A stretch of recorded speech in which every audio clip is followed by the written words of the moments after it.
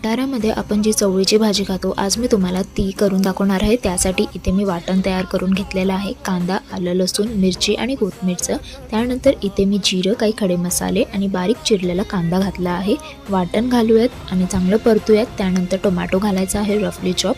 तर यामध्ये आपण काही मसाले घालूयात। हळद घातलेले आहे, चवीनुसार मीठ, तुमच्याकडे जो घरचा मसाला असेल तो घाला आणि किचन किंग मसाला घातला आहे। नाही भेटला तर सब्जी मसाला देखील घालू शकता।